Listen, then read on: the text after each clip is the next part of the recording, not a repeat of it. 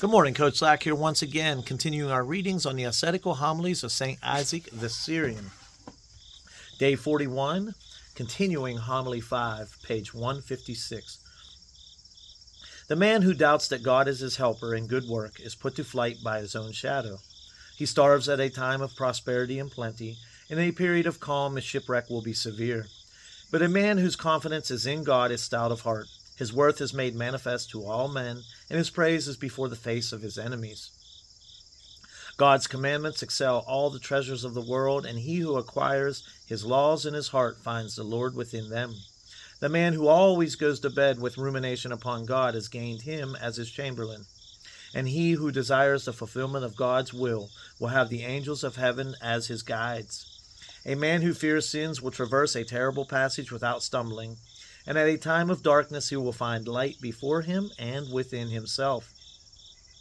The Lord carefully watches the steps of the man who fears sins, and God's mercy forestalls him when he slips. A man who considers his transgressions to be slight falls into worse sins than he formerly committed, and he will pay his penalty sevenfold. Sow your alms in humility, and you will reap mercy at the judgment. By those means whereby you have lost goods, by the same will you gain them back again. You owe God a penny, and he will not accept a pearl from you in its place. Having lost chastity, do not allow fornication to remain in its place, and give alms because of it. God will not accept them, for in place of sanctification he requires sanctification. Although you wrong not the poor, do not allow an unjust possession to remain in its place. You fast from bread, do not leave iniquity in its place, and struggle with some other thing. Greed is uprooted by mercy and privation. You have left the plan in its place, and do you struggle with something else? St. Ephrem said, in summertime, do not struggle against the scorching heat in winter clothing. Let each man reap by means that oppose the iniquity he has sown. Every disease is cured with its own remedies. And you, who are overcome by envy, why do you battle against sleep? While the transgression is still small and blossoming, pluck it up, before it spreads and covers the field. Do not be negligent when your fault seems slight to you, for later you will find it an inhuman master, and will be running before it like a shackled slave. But a man who fights against a passion from the start will soon subdue it. So right off the bat, the first sentence that we read, the man who doubts that God is his helper in good work is put to flight by his own shadow. So here I'm thinking of a couple scriptures. Number one, if God be for us, who can be against us? And another one, another passage, with God all things are possible. And so if daily our motivation is loving God and reciprocating that love, and we're seeking to do things within the context of his will, not our own, then nothing can stop us. But if it's the other way around, if we're distracted and we're focused on, because if we don't connect to the divine, then essentially we're going to worship the mundane, right? Like our egos, our, the things that we want, not necessarily what we need that God's going to provide or what God wills for us to do, right? We're going to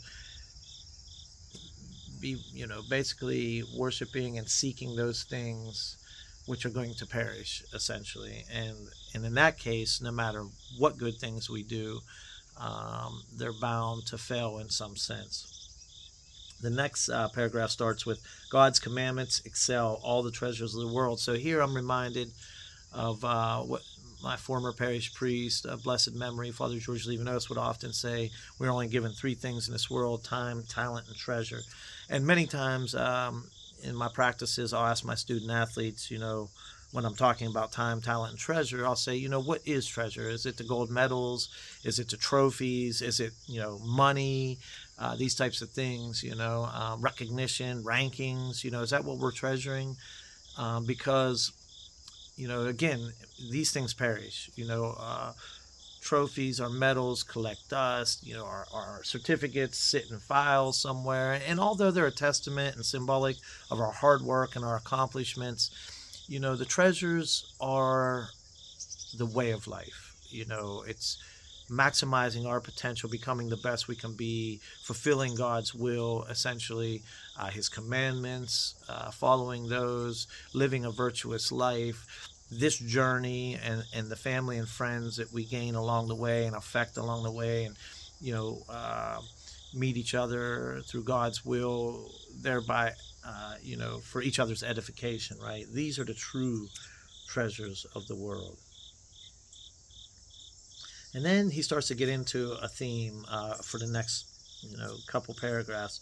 A man who considers his transgressions to be slight falls into worse sins than he formerly committed. So here he's warning us, I believe, to be very careful.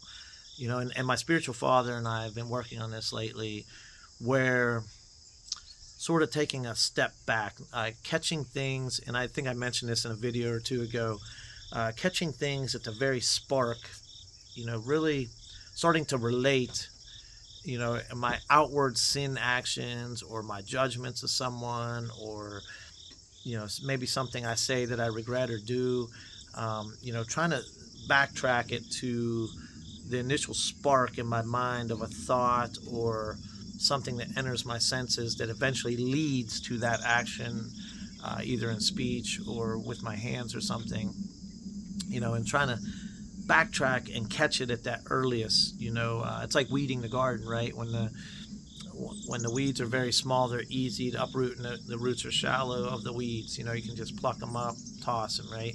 But if you let that go and go and go, the roots get deeper, the plants are spreading, they're more numerous, and weeding can take, it's a long and difficult struggle, right, to weed the garden once you let it go. So if we're thinking of ourselves,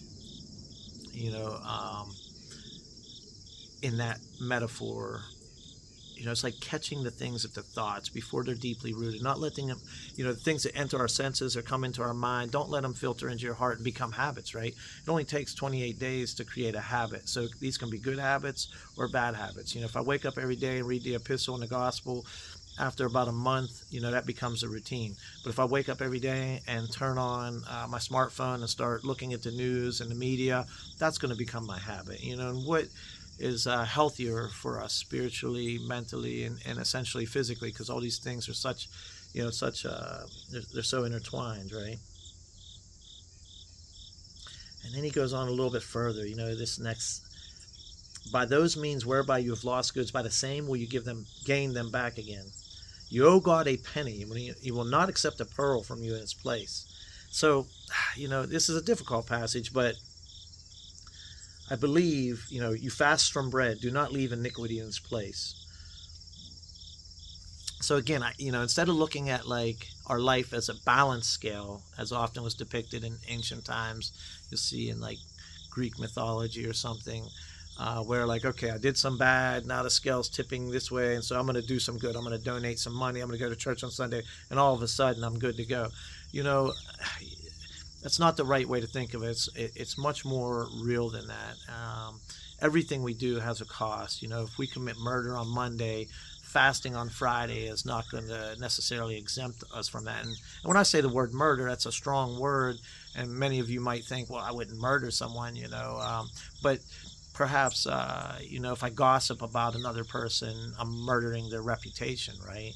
I'm murdering someone else's opinion of that person, in a simple 5-minute conversation. Is that fair? Because how well do I even know that person?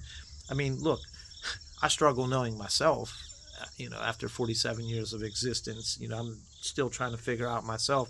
So how can I possibly know any other person that well to gossip about them? I should just let that go, focus on myself. But again, my main point of that is, we can murder others' reputations by our gossip. And that's not necessarily just ending their life or something, right? But then the ultimate point, what St. Isaac was meaning is like, it's not a balance scale. If I'm doing bad and doing good and thinking it's balancing out and I'm good to go, that's not necessarily. And I think that's what he means by you owe God a penny, you will not accept a pearl from its place, right? He's asking for our commitment to him and the commandments and the virtuous life. That's the penny, that's the treasure.